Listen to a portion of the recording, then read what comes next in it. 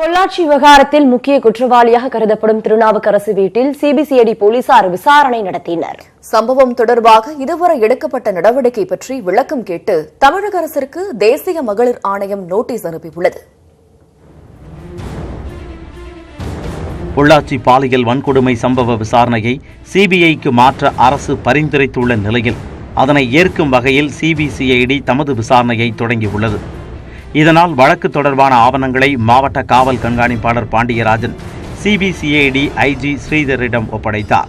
தொடர்ந்து செய்தியாளர்களை சந்தித்த ஸ்ரீதர் கைது செய்யப்பட்ட 4 பேரையும் காவலில் எடுத்து விசாரிக்க திட்டமிட்டிருப்பதாக கூறினார். இப்பதான் இன்வெஸ்டிகேஷன் எடுத்திருக்கேன். சரியான வழியில போயிருக்கா, தப்பான வழியில போயிருக்கா சொல்ல முடியாது. விசாரணை முடிவுல தான் எல்லாமே தெரியும். விசாரணை நேர்மையா இருக்குங்கிறத நான் ஐஜி லெவலில் வந்து பாக்குறோம். எஸ்பிஐ வந்து இன்வெஸ்டிகேஷன் ஆபீசரா இருக்கிறாங்க. அதனால எங்களுக்கு பாரபட்ச முறையில் எதா இருந்தாலும் நேர்மையாக தான் விசாரணை நடக்கும். தொடர்ந்து பொள்ளாச்சி சின்னப்பம்பாளையத்தில் உள்ள திருநாவுக்கரசு வீட்டில் சிபிசிஐடி போலீசார் ஆய்வு நடத்தினர். இதற்கிடையே போலீசார் வரும் தகவல் அறிந்த மர்ம நபர்கள் வீட்டின் கதவை உடைத்து உள்ளே சென்று சில பொருட்களை திருடிச் சென்றுள்ளதாக அப்பகுதியினர் தெரிவித்துள்ளனர்.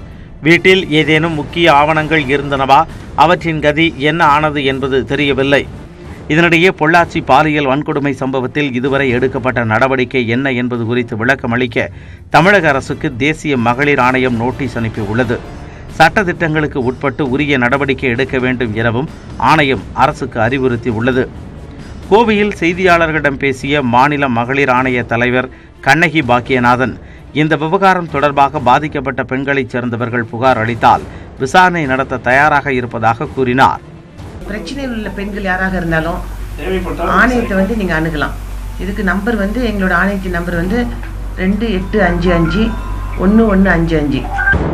இந்நிலையில் விரைவு நீதிமன்ற விசாரணைக்கு இந்த வழக்கை உட்படுத்த வேண்டும் என்று வலியுறுத்தியுள்ள திமுக தலைவர் மு.க. ஸ்டாலின் இனியும் உண்மையை மறைக்க முயற்சித்தாலோ குற்றவாளிகளை காப்பாற்ற முயற்சித்தாலோ தமிழ்நாடு என்பது மக்களின் தன்னெழுச்சிமிக்க போராட்ட களமாக மாறிவிடும் என்று எச்சரித்துள்ளார்.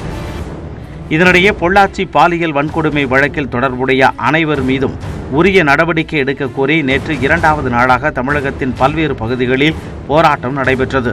பொள்ளாச்சி சம்பவத்தை கண்டித்து திருவண்ணாமலையில் மார்க்சிஸ்ட் கம்யூனிஸ்ட் கட்சி சார்பில் கண்டன ஆர்ப்பாட்டம் நடைபெற்றது. சிபிஐ விசாரணைக்கு உத்தரவிடக் கோரி போராட்டத்தில் முழக்கங்கள் எழுப்பப்பட்டன. நாகை மாவட்டம் சீர்காழியில் இளைஞர் சங்கம் மற்றும் பல்வேறு அமைப்புகளின் சார்பில் ஆர்ப்பாட்டம் நடைபெற்றது. பாலியல் வன்கொடுமை வழக்கில் தொடர்புடையவர்கள் மீதும் குற்றவாளிகளை காப்பாற்ற முயல்பவர்கள் மீதும் நடவடிக்கை எடுக்க ஆர்ப்பாட்டத்தில் வலியுறுத்தப்பட்டது.